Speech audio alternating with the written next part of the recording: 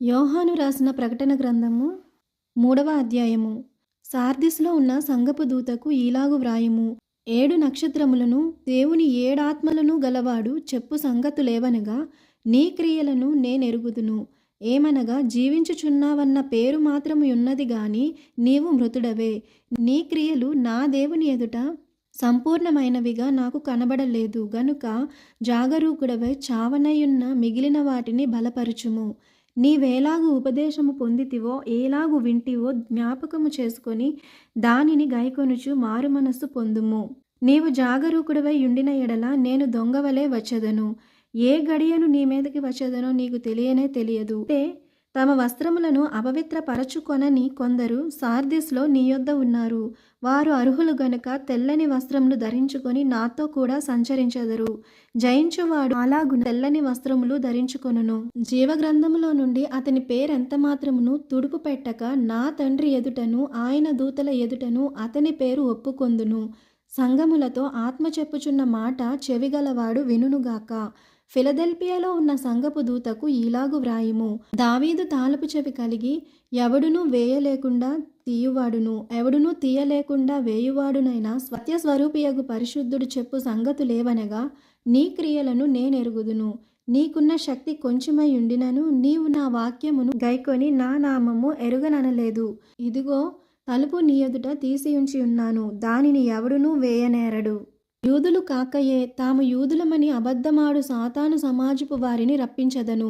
వారు వచ్చి నీ పాదముల ఎదుట పడి నమస్కారము చేసి, ఇదిగో నేను నిన్ను ప్రేమించితినని తెలుసుకొనున్నట్లు చేసెదను. నీవు నా ఓర్పు విషయమైన వాక్యమును గైకొంటివి గనుక భూనివాసులను శోధించుటకు లోకమంతటి మీదకి రాబోవు శోధన కాలములో నేను నిన్ను కాపాడెదను. నేను త్వరగా వచ్చుచున్నాను. ఎవడునూ నీ కిరీటము నపహరింపకుండునట్లు నీకు కలిగిన దానిని గట్టిగా పట్టుకొనుము. జయించువానిని నా దేవుని ఆలయములో ఒక స్తంభముగా చేసెదను. అందులో నుండి వాడు ఇక మీదట ఎన్నటికిని వెలుపలికి పోడు. మరియు నా దేవుని పేరును, పరలోకములో నా దేవుని యొద్ద నుండి దిగివచ్చుచున్న నూతనమైన యెరూషలేమను, నా దేవుని పట్టణపు పేరును, నా క్రొత్త పేరును వాని మీద వ్రాసెదను. సంఘములతో ఆత్మ చెప్పుచున్న మాట చెవిగలవాడు వినుగాక. లవొదికయలో ఉన్న సంఘపు దూతకు ఈలాగు వ్రాయుము. ఆమేననువాడును, నమ్మకమైన సత్యసాక్షియు, దేవుని సృష్టికి ఆదియునైన వాడు చెప్పు సంగతులేవనగా, నీ క్రియలను నేనెరుగుదును. నీవు చల్లగానైనను వెచ్చగానైనను లేవు. నీవు చల్లగానైనను వెచ్చగానైనను ఉండినా మేలు.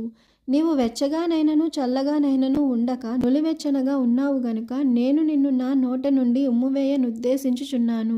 నీవు దౌర్భాగ్యుడువును, దిక్కుమాలిన వాడువును, దరిద్రుడువును, గ్రుడ్డివాడువును, దిగంబరుడువునై ఉన్నావని ఎరుగక నేను ధనవంతుడను, ధనవృద్ధి చేసియున్నాను, నాకేమీయూ కొదవలేదని చెప్పుకొనుచున్నావు. నీవు ధనవృద్ధి చేసుకొనున్నట్లు అగ్నిలో పుటము వేయబడిన బంగారమును, నీ దిశముల సిగ్గు కనబడకుండునట్లు ధరించుకొనుటకు తెల్లని వస్త్రములను, నీకు దృష్టి కలుగునట్లు నీ కనులకు కాటుకును నా యొద్ద కొనమని నీకు బుద్ధి చెప్పుచున్నాను. నేను ప్రేమించు వారినందరినీ గద్దించి శిక్షించుచున్నాను. గనుక నీవు ఆసక్తి కలిగి మారు మనస్సు పొందుము. ఇదిగో, నేను తలుపునొద్ద నిలుచుండి తట్టుచున్నాను. ఎవడైనను నా స్వరము విని తలుపు తీసిన ఎడల నేను అతని యొద్దకు వచ్చి అతనితో నేనును, నాతో కూడా అతడును భోజనము చేయుదము. నేను జయించి నా తండ్రితో కూడా ఆయన సింహాసనమునందు కూర్చుండియున్న ప్రకారము జయించు వానిని నాతో కూడా నా సింహాసనమందు కూర్చుండనిచ్చెదను. సంఘములతో ఆత్మ చెప్పుచున్న మాట చెవిగలవాడు వినుగాక.